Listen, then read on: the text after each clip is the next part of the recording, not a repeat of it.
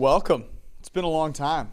Finally, we're back. It is the PFF forecast live after Sunday Night Football, kind of Sunday Night Football. Preseason. It's preseason for everybody, except for those of us that bet the second half under. It was not preseason for us. Thankfully, missed PAT there at the end. We're going to talk week one. We're going to do some predictions for week one. We're going to talk about all the injuries that sadly happened in this final preseason week. And then talk about some of the rookies, because there's been some interesting, obviously all the quarterbacks, but also Chahrouri Chase and Sewell, who have not played particularly well in the preseason. We should start by saying that while football is here, it's nice that football is back. Definitely are thinking about everyone in New Orleans that is dealing with, like, just a few days after the anniversary of Hurricane Katrina, another terrible storm. So it was sort of like this strange thing where Drew Brees is in his first year not playing for the Saints, and Hurricane Katrina was the last year Brees didn't play for the Saints. That's right. And so it's like it was sort of like, I think, a lot of bad memories, of course. Hopefully our prayers and thoughts are with the folks in Louisiana and the Gulf Coast in general. Hopefully the worst is avoided. Yeah, that is crazy, actually, to think about. That was a long time ago. Where do you want to start? Do you want to start with injuries? Do you want to start with week one? Should we talk a little bit about the injuries here? Yeah, I mean, it was a rough weekend, I think, comparatively speaking to some of the other ones, right? We had key contributors for teams, not necessarily out for the season in a lot of cases, but we'll miss, I think, important time. Well, J.K. Dobbins, who out for the season, from all indications was having a fantastic camp, was looking very good. Big part of that run game that I think is different for the Ravens than it is for most teams. So that one wasn't great. It does sound like it's even worse than just a simple ACL too. So, not great for one of the Ravens' top two picks last year. Then Irv Smith, your guy, Irv Smith. He looked great the other day. He was the highest graded Vikings offensive player. Probably will miss first month or so. Could be potentially more, yeah. So if you're looking at Minnesota right now, right, the easiest part of their schedule is the beginning. And they're on offense going to be without Irv Smith, first-round pick Christian Darrisaw, Wyatt Davis, who was a draft pick that they wanted to start, not ready to start. Adam Thielen banged up after preseason week 2. Justin Jefferson hasn't practiced since the AC joint injury. You're already not good at wide receiver after those two guys. So you're thinking, if you're a Vikings fan, you're looking forward to that first month or so because you have a relatively favorable schedule, and now sort of no one's there for you. It could spell the beginning of the end, I think, for the Vikings, unfortunately. Wow. Fighting words. I mean, what do you want me like? Came out swinging. Yeah, and then they got the Harrison Smith deal done, which is good for Harrison Smith. Yeah. What was your take on that deal, by the way? That's a big extension for. Yeah, there are outs there, but again, it's another example of the Vikings not understanding that their window is probably closed, right? Like, they continue to try to put the band back together. They did it with Kyle Rudolph last year, I think. They did it with Linval Joseph a couple years ago. And, like, these deals just are like, at this point, like, you only have so many valuable assets that other teams are going to want to trade for. And Harrison Smith was one of them. I mean, Harrison Smith, since joining the NFL in 2012, is the second most valuable safety in the NFL. Almost more than 3 wins above replacement. Devin McCourty's the only guy who has more. And since Mike Zimmer took over the Vikings in 2014, he's first. Along with guys like McCourty, Tyrann Mathieu, Malcolm Jenkins. Malcolm Jenkins, by the way, signed for a lot less than this when he went back to New Orleans. So the Vikings not even really looking at the comparable markets either. It's just probably a frustrating thing if you're looking to the Vikings' future.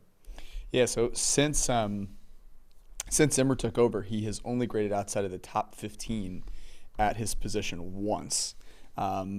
Over the past 4 seasons, he's been first, then he was 13th, then third, and then last year 14th, which is actually his lowest PFF grade since Zimmer took over. So It's an interesting time to pay a guy that much money, make him the second highest paid safety in the NFL, which is what they did. Other news. He's also the 6th oldest safety in the NFL. So like there's a little bit of that too. Look, we're not going to judge people based on age. Yeah. Sure. Not going to do that. Not going to do that here on this podcast.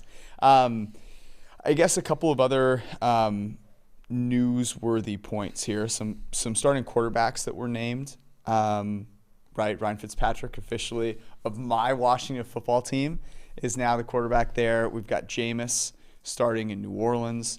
The Jameis starting in New Orleans thing is nice to see. Are you updating your New Orleans takes all their win total at 9? No, right we'll talk about the Eagles in a second. For them and the Eagles, I'm on their under, but the quarterback situation has me paying attention. I'm not like I'm not going to be as easily dismissive of their straights this year, but I'm not necessarily like I still think it's a tall climb for Jameis to be over a 500 quarterback, and so especially with that supporting cast. Now you look at the Saints though defensively, they're good. They're nowhere near as deep as they were last year, right? You kind of lopped off one good player from like sort of every level of the defense. Brian Poole just got injured. Patrick Robinson retired. Marshawn Lattimore has a suspension, I believe. You lost Janoris Jenkins. On the defensive line, you lost Trey Hendrickson. David Onyemata's suspended early on. So you lose like a lot of the depth that made that defense great last year. On offense, you still have a great offensive line. You have a great offensive play caller. You have no weapons other than Marquez Callaway, who I think like has to prove obviously that he's a receiver that can play the whole season really well. That's kind of scary. Last time we saw Jameis Winston, he had Mike Evans and Chris Godwin, and now he has Marcus Callaway. And he was very good, other than the interceptions. Interceptions, minor detail. I mean, he's looked really good in preseason, but it's preseason for a reason. The other quarterback move that I thought was interesting, and I'm curious because we actually haven't really talked about this one, but the Eagles trading for Gardner Minshew. Mm-hmm. Should Gardner Minshew start in Philadelphia? I think he will eventually. Yeah. How long do you think that takes? Why wouldn't it be week 1? Well, because he probably doesn't know the offense.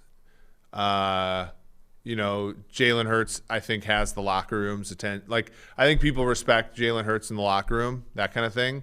But I think what this is going to do, we talked about this off air, but like I think Flacco's the backup.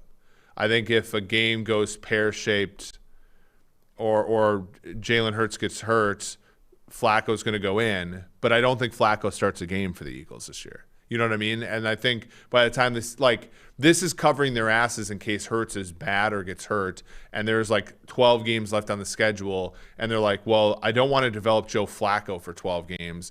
Let's go ahead and develop Gardner Minshew. I still think, though, Minshew probably needs a little bit of time behind Hurts to develop, I guess. I don't know. To develop? Well, not to develop, but like he needs to learn the offense. He can't just go out there week 1. Can he? I don't know. Here's the interesting thing about that move is Gardner Minshew has played on a really bad team for his first couple of seasons in the NFL, right? I mean, the Jaguars have been absolutely terrible, and they've had no offensive line. They've had scattered weapons here and there. They've had very, not a great coaching situation. It would be interesting, though, now he's on a team with some weapons. Devontae Smith, Jalen Reagor, Dallas Goedert, like some guys that can make some plays. You got Miles Sanders there. Offensive line is not as strong as it's been in the past, but it's also not the worst offensive line in the NFL. There's some players there. And Gardner Minshew is accurate with the football. Yeah. You think about Jalen Reagor, Devontae Smith, guys that can get open, make some moves after the catch. If you bet the under on the Eagles win total, I'm nervous. You're gonna be a little nervous. You're That's a little kind nervous. of my point, right? You're a little nervous. Are you more nervous? You're more nervous now than you were a few days ago. Yeah, of course. But like because the tail risk of having Joe Flacco play all the time was certainly there. But like if you are Nick Sirianni, you're also a little happy, right? If you have a Sirianni first coach fired ticket. I do.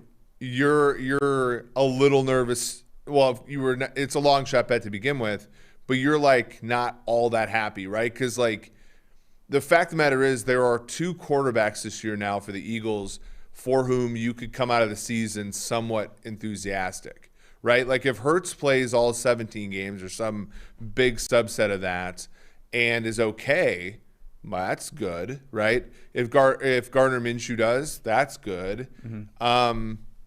If you have to grind through some Joe Flacco starts, that would suck. But I don't think you have to anymore. I think Flacco, again, is going to stay on the roster as a backup. But it's very much of the, is sort of, I can't remember, like there were these circumstances that always happen where, like, I told you the one where it was like Alex Smith, then David Carr, then Troy Smith. David Carr, like, would come in, but then, like, when they were ready to bench Alex Smith, they went to Troy Smith for the last, like, 5 games. The last Harbaugh Niners year. I remember it was, like, Mike McMahon was the same way, where, like, the Eagles had Coy Detmer behind McNabb, and then McNabb got hurt. And they're like, well, fuck, we just got it. We're going to start this young guy because – we have to find out what we have in him. I think that's going to be the case, hopefully. I mean, no one wants to see Flacco play games this year, and I think that alleviates you from the chance. I would love to see Joe Flacco play games this year. That's the content I'm here for. I'm very much here to see Gardner Minshew play, though. Like, I thought that was, we've – yeah. It's the Eagles are going to stink, though, right? Yeah, but it's super – I'm trying to get inside – I'm trying to think about the Eagles' perspective on it. And is it because if you're the Eagles and Jalen Hurts is not good, I actually do want Joe Flacco to start because I want Spencer Rattler. I want whoever quarterback one is. I mean, so it's interesting to me to be like, let me bring in Gardner Minshew, who raises our floor, unless you think he's got legit, ability to be a starting quarterback. Now, I'm going to let you answer that question here in a second. I will say this. If Gardner Minshew plays well, his mentality, the fact that he wears like the American flag pants or shorts or whatever pantaloons, whatever you want to call them. Pantalones. Is going to resonate so well in Philadelphia. That could actually turn like – because think about it. If Hurts is not good and then Flacco plays, it's going to be an absolute disaster. When McMahon played in Philly, Jim McMahon played in Philly, he was adored. And he was not very good, but they had a great defense, and he wore a bandana under his helmet. He was just fiery. He would take hits. And, like, I feel like Minshew is sort of like a McMahon character, right, where he doesn't have the greatest tools in the world, but, like, no one's ever going to be like, God, I hate watching Minshew play football. Like, no one's like that. If you go to PFF.com right now, there are a couple of new tools that you can go take a look at. One of them is futures bets on PFF.com. You can see what our simulations would tell you to do for win totals, making the playoffs, winning division titles, winning conference championships, all those different things. I'm looking at the NFC East right now. A couple of takes for you. You ready? You've talked about Ryan Fitzpatrick, right? You're not totally enamored with Ryan Fitzpatrick, and fairly so, okay? Mm-hmm. Super volatile, wild card. Daniel Jones. He was middle of the pack in PFF grade last year. Yeah, it was improvement, but also, like, the Giants weren't that great. They weren't that great last year. Defense was something that carried them. And then the Cowboys. The Cowboys vibe that I'm getting from Hard Knocks worries me tremendously. I'm not exactly pumped about it. I'm just saying, a Gardner Minshew, the Eagles were left for dead, and Gardner Minshew comes and keeps them in competition in the NFC East. I don't think it's ridiculous. There's no way a sane person would bet. So I've said this a number of times on different shows and stuff, but like the Cowboys should be the favorite in the NFC East, but there's no way I'd bet them at price. Like, there's no way. This thing is too flat for me to really have a Cowboys, to be heavy on the Cowboys. The problem is Eagles like, are plus 660 to win the division. Yeah, I don't know. That's not a bad bet. I'll say that. where do we have them again? Is it like 14%? Yeah, we have them about 13%. So it's basically dead on. Yeah. Well, look at our model. I'm kind of in on it. Let's move ahead to we had one more. We had one more. I think that's big, and this ties into the Carson Wentz being healthy. Shaq right. Lawson. So Carson Wentz is healthy. This number went from, at beginning it was Indy -2.5 week 1. Now it was Seattle -2.5 week 1. Now it's about a pick. But then we find out today T.Y. Hilton's out for a while. Sam Tevy, backup tackle, out for the year with an ACL. Already dealing with some I can't see it with the Colts, right? Like it's just something all the time with this team. And like I like the way, I like Chris Ballard. I like some of the things they're doing there. But man, this is tough. And like this is in addition to the fact that like Wentz being kind of back to where he was in 19 is baked into a lot of this Indianapolis positivity. I just like, if he doesn't have T.Y. Hilton, like where's he going with the ball? Okay, I've got some. I wanted to talk about the Colts because we're going to make some predictions for week 1 and talk about some bets and maybe some teasers. Who knows?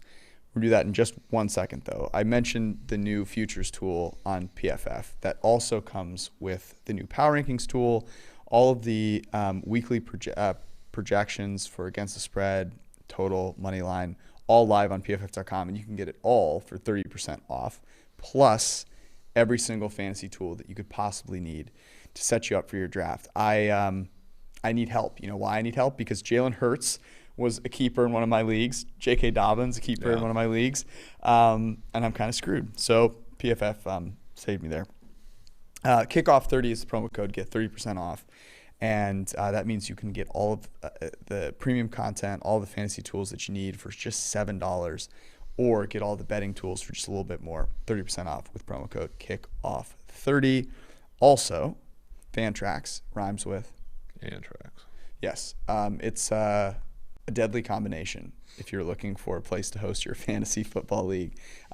It's great. They have multi-team trades, player salaries, contract options, the whole deal. It's super sweet, easy to use, and completely free as well. Use promo code PFF at fantrax.com/PFF and get a chance to win a trip to any regular season game this year for you and your entire league, plus $6,000. What game would you go to? I kind of want to go to Baltimore, KC. That'd be kind of sweet. I've never been to that stadium either. That'd be cool. See, it'd be tempting if you're going to get $6,000. It'd be tempting to go to Vegas, because with $6,000 you could like buy lunch. Yeah. Well, there is like a interesting aspect to this. Not to get too in the weeds, but like there are some cities where I would just pay price to go to a game. So Kansas City is one of them. Yeah. Very inexpensive for a team that's that good. But like I would never like pay $6,000 to go to a Bengals game. It's like $30 just to like you can just walk in. Right. New York City. I've never been to MetLife. I think that'd be kind of cool. Not in New York City. You do know that, right? Yeah, but like sure. But like you go to New York City, you hang out for a while. Yeah. You hobble over to East Rutherford, and then you're there, right? The answer, by the way, is Brady in New England. Yeah. There's another stadium that I've always wanted to go to, but it's prohibitively expensive, and I never pay my own money to go there, and that's Chicago. Chicago is one of the most expensive tickets in football. I would never go there with my own money, but like I think if I had somebody else's money and it was a good, like Justin Fields' first start, that'd be kind of sweet. Yeah, in 2022. Last but not least, DraftKings has you ready to rock for the NFL season, which is only a couple of weeks away. Use promo code PFF when you download the DraftKings Sportsbook app and make a deposit to get $200 of free bets instantly, no matter what, as long as you bet $1 on any NFL game during week 1 of the season. It's very, very simple, super easy. Plus, they have a ton of big game and same game parlays that you can get great odds boosts on. So go to DraftKings.com or download the DraftKings Sportsbook now. It's a great sportsbook app. Use promo code PFF and receive $200 worth of free bets. Do it now for a limited time only.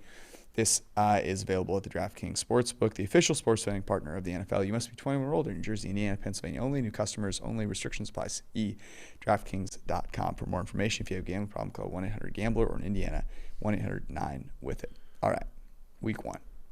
By the way, our own Ben Brown is going to write an article on those same game parlays relatively soon. They are a very interesting math problem and something that I think folks should like. I'm excited. The correlation is very interesting.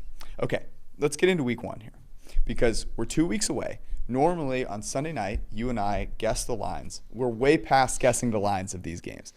I am very excited for our first night of guessing lines. We're going to have to wait a couple of weeks. That said, people are going to start betting these games. They're going to start hammering them into efficiency. You want to bet week 1 spreads and totals, probably like chances are going to be fleeting here. So we wanted to talk about that a little bit. And the way that we want to do it is make some predictions about what the storylines are going to be after week 1. Now, you mentioned the Colts. I do want to bring something up with the Colts. So the Colts are now plus 2.5.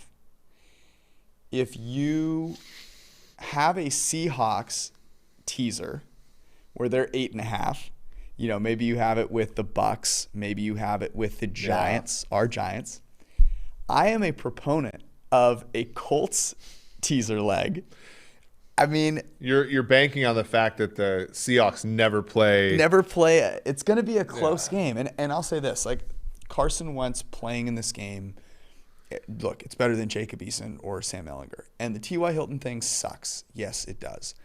But they have a great offensive line. They still have Michael Pittman. And they have Frank Reich. And I have a lot of confidence in Frank Reich. And 8.5 points is too many points.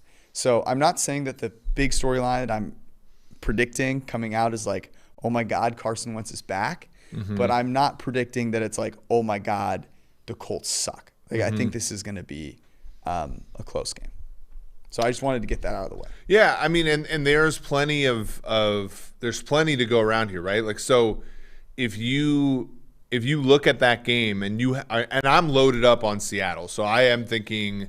I mean, the clear thing to do if you have a ton of Seattle and you're nervous, you just take the Colts money line at plus 120 or whatever, and you have a 3-point middle where one of the sides is plus money and the other side, so like you have that. If you want a fat middle, you got to find another game to tease this with, right? And so your options are obviously Tampa Bay minus 1.5 on opening night.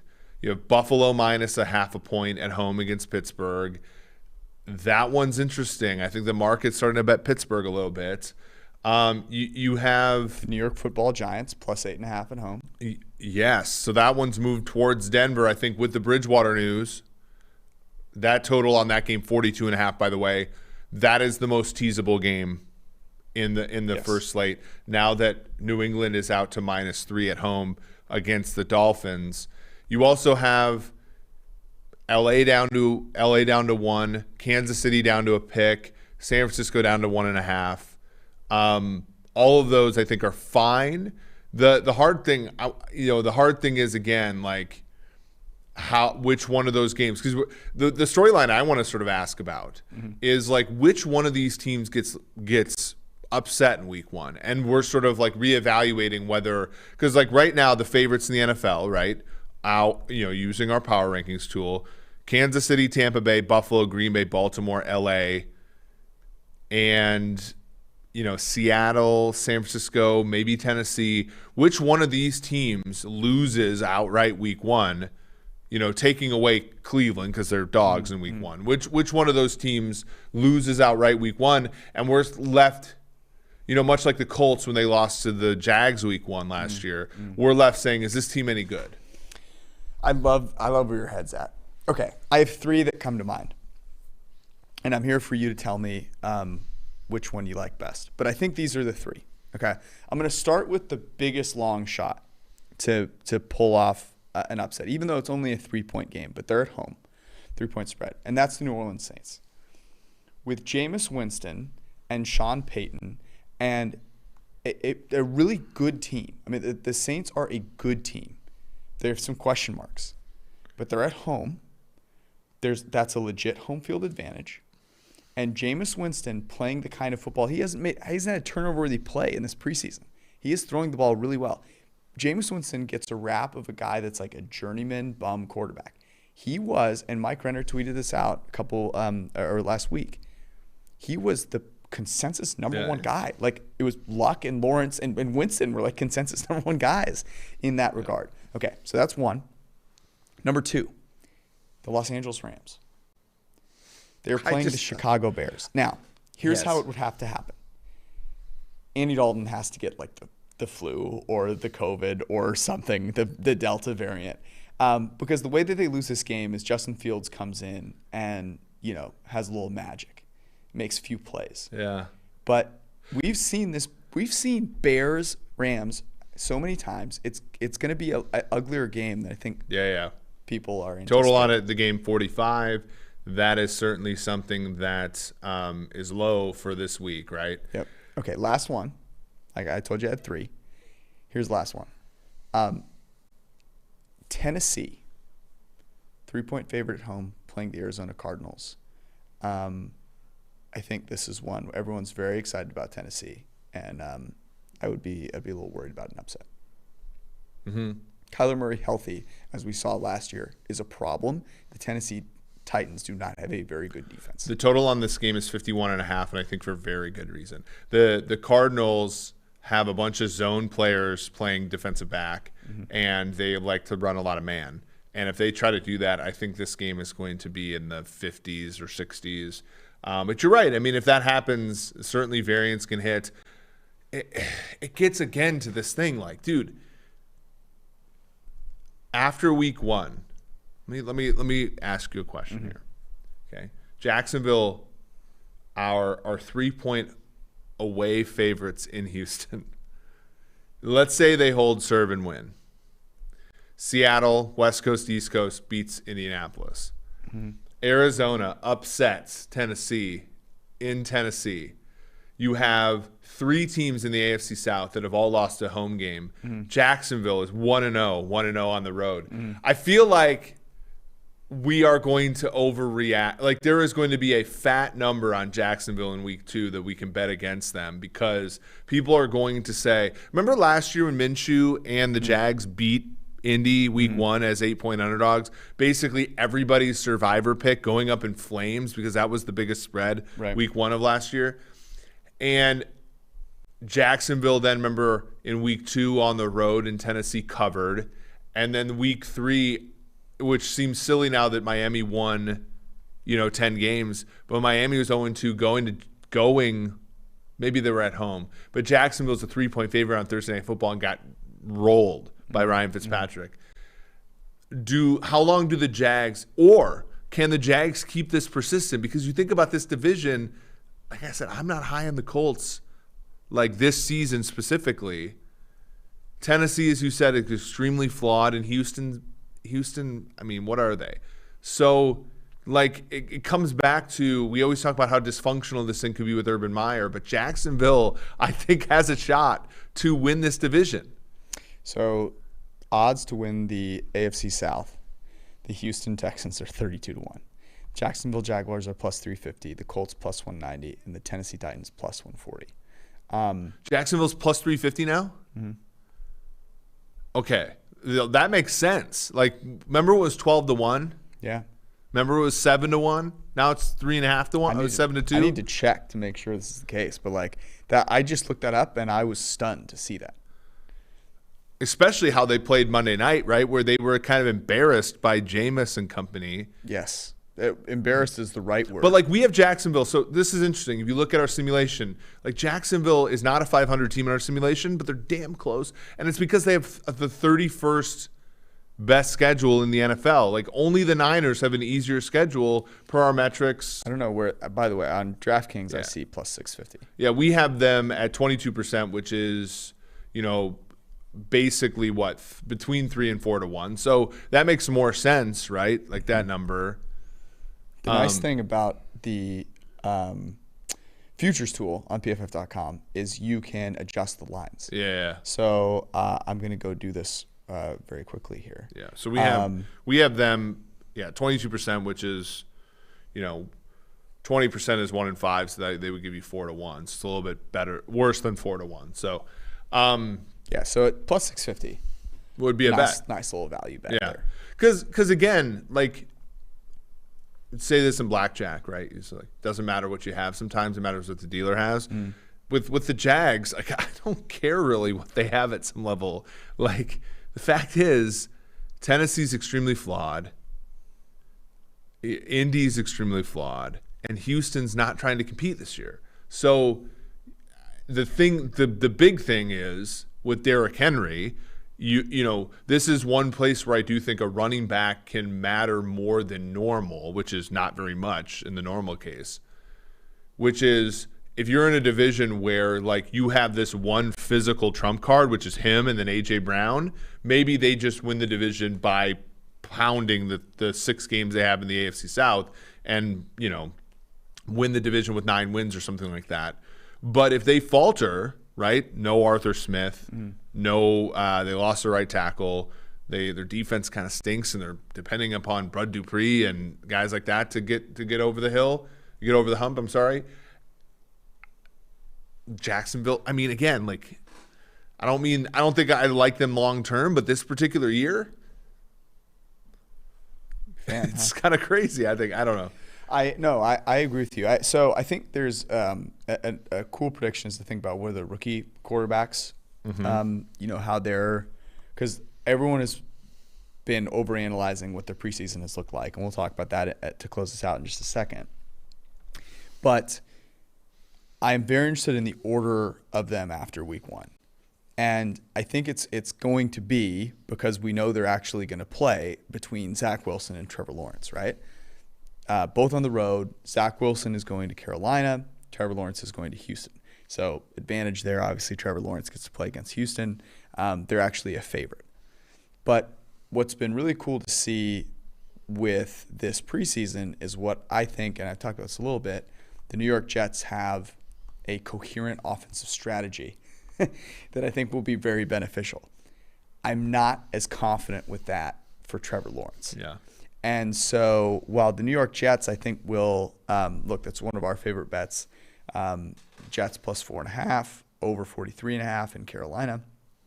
I would not be surprised if after week 1 we're going, oh my God, like Zach Wilson's the real deal. Now, that all said, it's going to be 1 week. Yeah.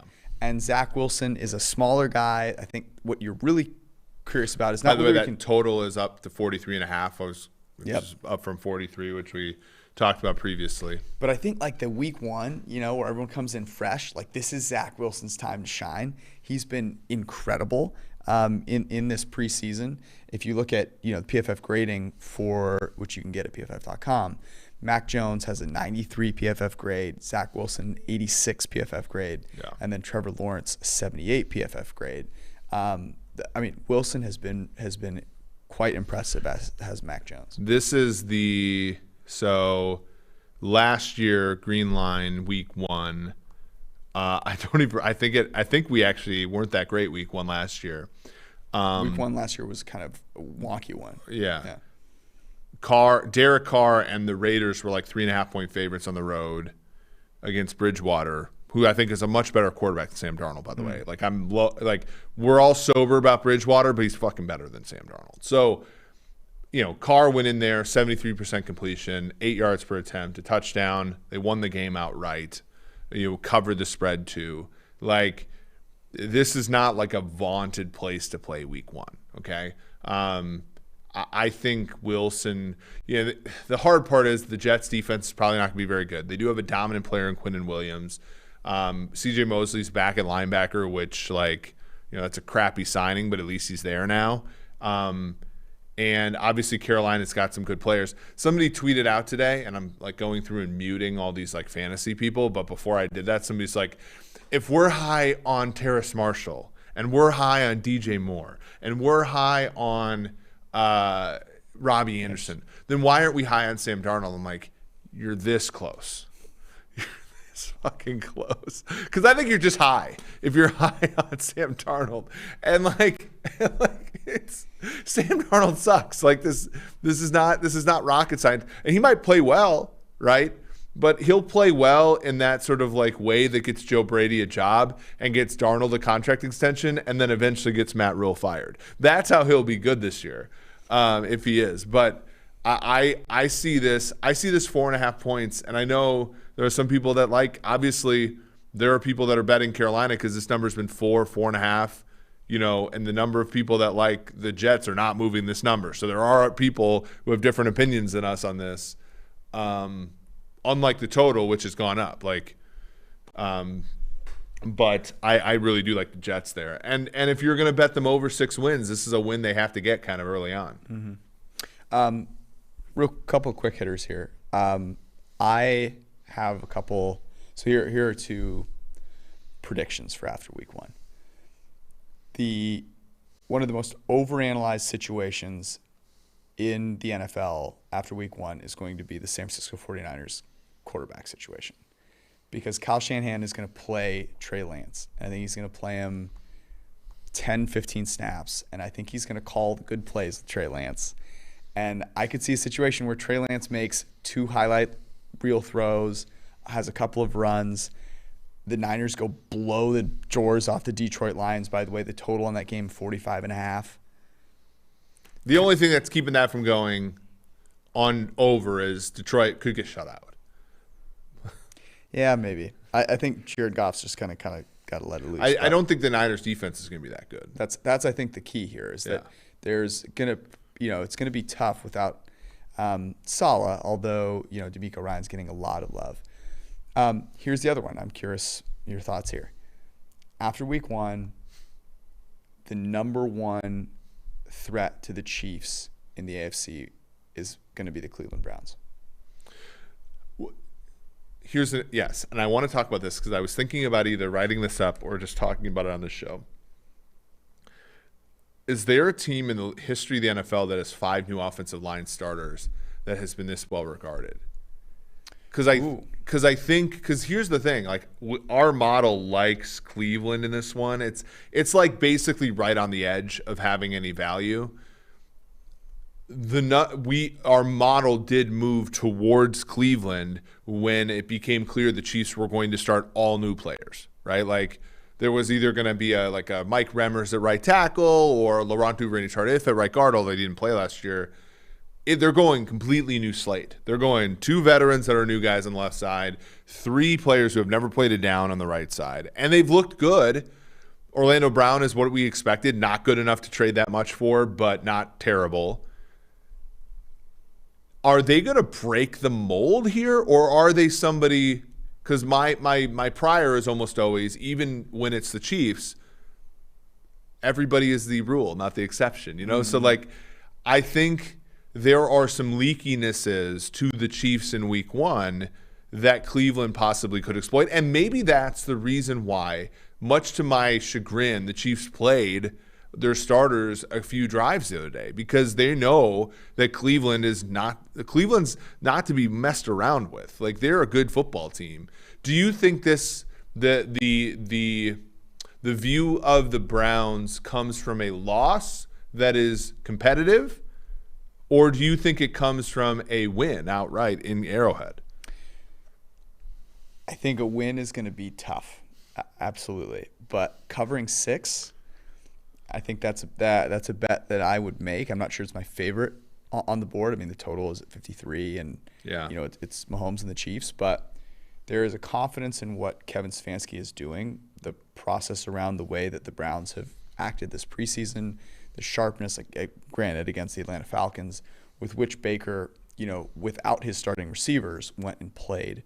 And the fact that the Browns, they almost beat the Chiefs in Arrowhead in a game where they didn't have all of their weapons, right? And, you get Odell back in a situation where that offense can use him correctly. Yeah. I think it's interesting. But it'll be also fascinating because I think the last one I was going to mention here is, okay, I could see where people go, okay, Cleveland only lost by 3. They're a huge, threat to the Chiefs now because they almost won in Arrowhead. But there's also on Monday night, the Ravens go out and beat the Raiders by like 27. Mm-hmm. And it's gonna be Ravens Chiefs again. The Ravens are 4.5-point favorites in Vegas. And I'm heavy on the Ravens here. The Ravens are a team that has covered, I think, every single week one since 2017, and the last few of them have blown the doors off. The issue with the Ravens, though, I don't think the Ravens will be considered on par with the Chiefs until they play another competitive game with Kansas City, right? That's because when the Chiefs played the Ravens last year in week 3, they just blew them out. And I think we never took the Ravens seriously after that as a contender in the AFC. We said, we'll worry about them in the playoffs when they meet Kansas City again. We sort of saw that there were two classes there. Here's the interesting question back to this Chiefs-Browns game, though. Okay, so what was that, week 19 last year? The divisional round. Kansas City was closed 8-point favorites, open 9.5-point favorites. We're going to cover that number if Mahomes played the whole game, right? They were up like 19-3 or something like that, or 19-6 or something. And the Browns certainly have done a lot of great things this offseason. They get Grant Delpit back. They get Troy Hill, John Johnson, Jadeveon Clowney, a bunch of good players. And on the offensive side of the ball, they get Beckham back.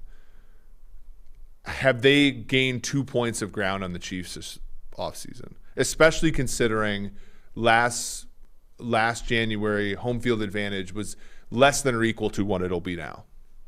They also fumbled the ball out of the back of the end zone. Mm-hmm. On what was going to be a touchdown. Right? Yeah, I'm not even looking at the result of the game. I'm more looking at is the pregame spread reflective of have the Browns gained 2 points on the Chiefs, or is this that line was too high, or is there just more variance baked into week 1? Like, we just know less about these teams. Like, I could tell 2 points feels right, but because of all the injuries the Browns had to deal with. But the only reason we didn't see the canary in the coal mine for the Chiefs is just they kept winning games. They didn't cover, but they kept winning games. But the Chiefs went into that game in Arrowhead. I mean, how many starters? They had 3 offensive line starters out. They had their starting running back out. They had Sammy Watkins was out of that game. And on the defensive side of the ball, mostly healthy, but not as good as they are this year, by the way. I think the Chiefs defense is better. So because I do think the Chiefs have gotten better too. And so the question is have the Browns gotten 2 points better than the Chiefs have gotten better this year? Or is it just week 1 variance? No, but the line was too high last time. Okay. Right? The line was, Baker Mayfield is unproven. He is, that's what it is. It's confidence in a team that we didn't have any reason to trust before. Yeah. That's what it is. That he played very well in that game, and I don't think, I think you said going into it, there's a chance the wheels fall off for him. Yeah. I don't think people view it as, the market isn't. The last thing I'll say about Kansas City, because I do agree with you. I do think the Browns are on the precipice of being in the class of the Chiefs. Baker played fantastic in that game, other than an interception to Matthew. And the Chiefs held him to 17 points. Add the 6 for the Jarvis Landry fumble, and you have 23, which is a modest score in today's NFL. Total on this game is 53, by the way. We like the over. If the Browns only score 23, that game's going under, I think, right? I think Kansas City's defense is pretty good. And I think last season they were not quite as good talent-wise, and they just do a really good job of containing other teams, right? Second in the NFL to the Rams in terms of yards surrendered to wide receivers. I feel like there's this weird thing where a quarterback can play really well against them and they still not score that many points. I feel like Spag just runs 4 corners with the other team's offense, and you look up and you're like, oh, geez, the Chiefs didn't even have that great a game offensively, but they held the Falcons to 14 points, that kind of thing. So I do wonder if that's baked in. Are you worried about the over in this game, for example? I am a little concerned about it, especially because I'll bring this up about the Browns. The way that they've built their defense is very much let's stop Kansas City. There's a ton of like, why do you invest in safeties like that? Because Travis Kelce is a fucking monster. Yeah. And no one on that team could cover Kelce. Right. The middle of the field was an absolute disaster. And we talked about that before. Like, you called that out 100%. What's interesting to me, and this is the last point I'll make because I wanted to bring up the Bills. The Bills right now are the team that people view as being second best to the Chiefs. And I have an interesting take here, which is the Bills are a better team than the Browns. But the Browns might have a better chance of beating the Chiefs head-to-head. And the reason for that is the way that Stefanski is able to call the game, and potentially the one area where Baker is better than Josh Allen, which is he is going to make the less sexy plays happen more frequently with Stefanski, whereas Josh Allen's reliance on the fact that he can do these, incredible things and make these spectacular plays, but that's where the Chiefs are strongest, actually hurts them a little bit. And I think that'll be fascinating to watch over the course of this season. I'll say, yeah, I agree. Here's my thing with Buffalo. I think the only direction Buffalo can go is down. Well, like, I think I think they're a team that is maxed out, and I mean this in a positive way. I think Sean McDermott over 4 seasons now, has done about as well as you can do, right? I think Les Frazier has done about as well as you can do. I think Brian Dable has done about as well as you can do. And when you only have one player in your front seven that's paid top 20 money and he's Matt Milano, like, how much better are you going to get there? I know Gregory Rousseau was drafted, but he's not a great athlete. And in your secondary, all 3 of those guys are getting a little older. Now, White's in the prime of his career, but Hyde and Poyer are getting a little older. The right cornerback position is always a question mark for them. And then, I mean, we've all been wrong about Josh Allen. Can he make another step? I mean, the step he made last year was almost unprecedented in the history of the NFL. Statistically speaking, he's probably going to regress. He's not going to regress to being terrible. I think he'll still be a top 5-6 quarterback in the NFL, but like, they were getting otherworldly production out of him last year. And then you look at the offensive lines, okay, like, but not as good as Cleveland's. Mm-hmm. And the weapons, like, I like Gabriel Davis. He had a great game against the Twos for the Packers on Saturday. But, like, Diggs did about as well as Diggs can do last year. Amazing football player. You have obviously the anti-vax issue, right? What about Sanders? Sanders is old, man. Like, Sanders. Look at your ageism here. I'm just saying, like, just a hater. I'm just trying to, like, statistically speaking, it's hard. This is what might be frustrating being a Bills fan, is you are a great football team, and you have done a fantastic job of assembling a team that is, 2 or 3 points worse on the point spread than the Chiefs. And you might just be that way for a while. Yes. And you might have to wait for the Chiefs to slip up for you to have your chance. Because I agree with you. I think the team like the Browns, I think a team like maybe the Ravens and maybe Tennessee, although I don't see it, those teams have more upside. But none of those teams are as good as the Bills right now. Yeah. I think I do believe, we talked about this a little bit. I believe we talked about it with Nora Princiati a month back. Josh Allen does have room to improve. I like some like obvious rooms of like where he can continue to improve, and it might not look as awesome as it did last year, but it could improve in areas that will allow them to have a better chance to beat the Chiefs. Because going into it right now, I do believe the Browns are that team that in a head-to-head matchup would scare me a little bit more as a Chiefs fan, even though Josh Allen is the quarterback that I would rather have over the course of the season.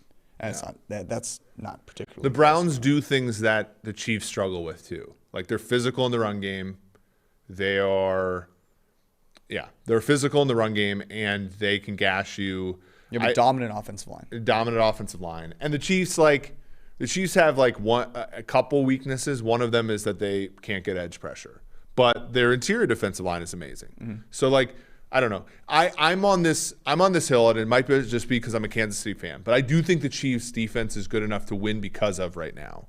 Whereas previous years, they were you can tolerate them on your way to winning. I think that they're good enough to win win because of now. But there are teams that I think give them a harder shot. That's also like Buffalo too. Like Buffalo is optimized in a different way than Cleveland is. And I think when you face Kansas City, almost to the detriment. Let's close out here with a little bit on rookies. We had a lot of debate this offseason about whether the Bengals should choose Penei Sewell or Jamar Chase. And if you look at first-round offensive players in the preseason, and granted, the preseason, it doesn't matter a whole lot, but you probably would have been surprised to find out that there are two players who have like a really scary grade, like a scary PFF grade. And those two players are Jamar Chase and Penei Sewell. They're the only two players, rookie first-rounders, with PFF grades below 40. Yeah, good, Bob. And here's I think the stat that everyone needs to hear, which is Jamar Chase has been targeted 5 times. He has 4 drop passes and 1 reception. Also has some not so good things floating out about him on social media. Some potentially domestic violence issues with his. You've just been living in a cave, apparently. I have not seen this. I did see a tweet. So his pregnant girlfriend tweeted an Instagram story calling him a P word, saying that insinuating that he hit her and she's pregnant. Well, shit. So it is not looking good for Jamar Chase. No. Penei Sewell has not performed particularly well. Now, Penei Sewell also has played, it's not a ton of snaps. I mean, Jamar Chase has played like 11 passing snaps. So take that for what it's worth. But are you concerned at all about either of them? Well, of course, with the Chase thing, you have to be. I mean, domestic violence is certainly nothing to overlook. As players, this is exactly the reason why you talk about value in the draft. You don't talk about need, because Penei Sewell was not going to fill a need for whoever drafted him, right? Statistically speaking, offensive linemen do crappy in year one, right? Andrew Thomas was the top offensive lineman taken in 2020, and he played like shit last year for most of the season, right? Jedrick Wills was like just okay, right? Tristan Wirfs played amazingly, and we kind of know why, though. Like, you're in a good circumstance. Tom Brady does a good job protecting you, and that's fine. That's to be expected. No one's looking at Andrew Thomas and be like, wow, what a freaking bum. No, we're expecting him to do better in year 2. And that was always the problem with Darashaw. That was always the problem with Slater. And that was always the problem with Sewell. The Bengals, people are like, oh, you have to draft Sewell to make sure that Joe Burrow doesn't get killed. When? Now? Because right now he's a replacement level lineman. And you would be playing, Detroit's playing him out of position. The Bengals would have been too. He was not going to move Jonah Williams over to right tackle. So he'd been playing right tackle or guard there. And so to advocate for Penei Sewell over Jamar Chase at pick 5 was not seeing what the draft is for. The draft is for making your team better in years 3, 4, and 5, right? And if you're lucky, year 1 and 2, right? So, we look at this and we say, okay, I look at this and I say, well, that sucks that Chase, could have legal troubles here, also can't catch the football. I think the catching the football thing is more correctable. I think drops are more noise than being physically mauled early on in your career. Yes. I am curious to know whether the Jamar Chase issues are related.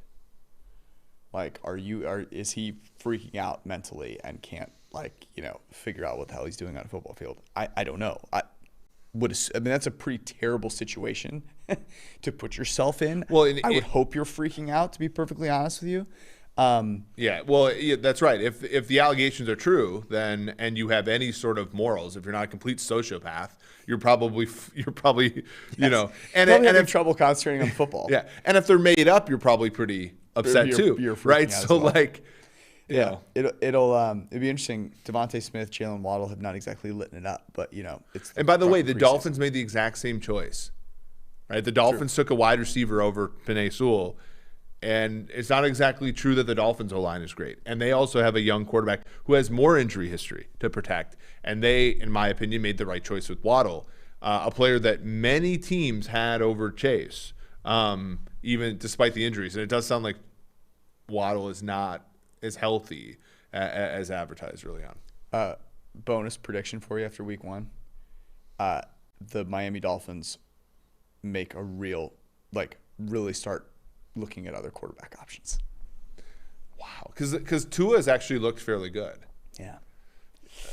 Tua, yeah. I'm not going to use my preseason. I'm not going to use the preseason to adjust priors in any way. But when I watched Tua, I was like, oh, that looks good. But he had that kind of game last year against Arizona too. Let's see. I hope they start Mac Jones. Let's see what happens week 1. We Let's get talk 2 about Alabama the quarterbacks against each other week 1. So let's talk about these quarterbacks. We mentioned the grading here. I'll just say this, okay? Trey Lance has had this weird preseason. He's been sacked more than any other quarterback. He has more turnover-worthy plays than their quarterback. He also has had 9 of his 27 pass attempts dropped, which is banana land. But is clearly dynamic as an athlete, has not been allowed to run really yet. Justin Fields has played well, has not been, quite as good at avoiding the turnover with these situations as Mac Jones and Zach Wilson have.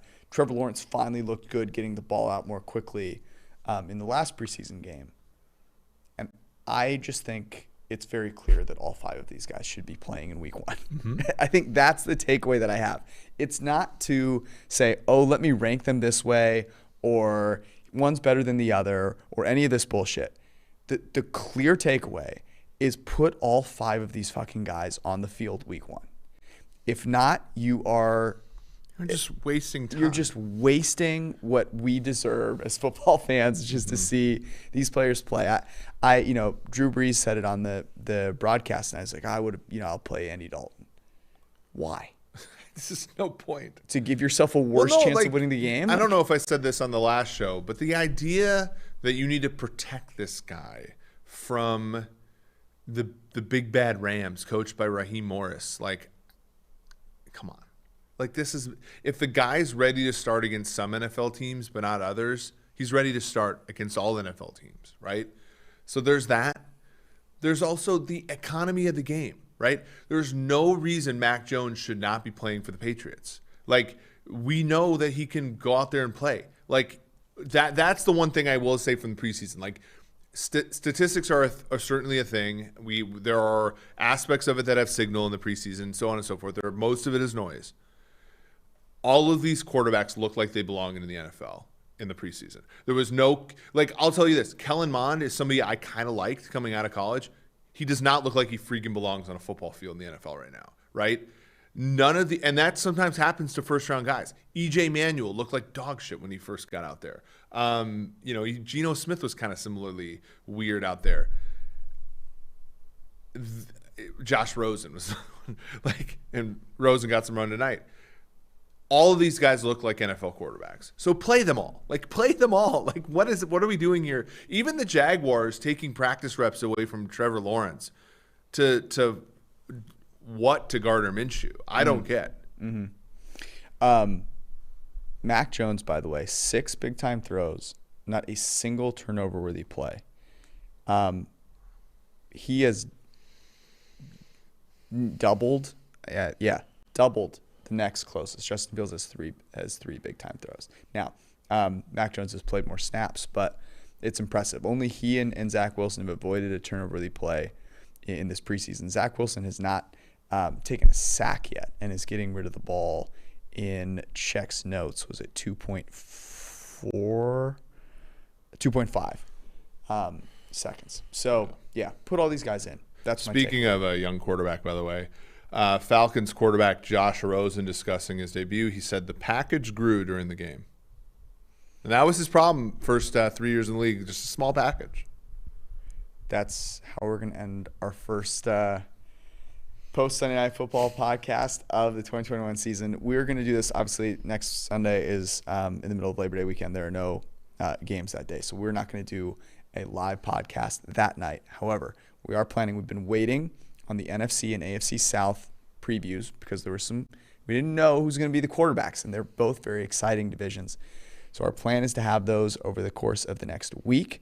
And then, obviously, with week 1 starting, we will do this live post-game and see where it takes us. We'll start guessing lines soon enough. Do not worry. Thank you guys for hanging out. We love you all. Peace.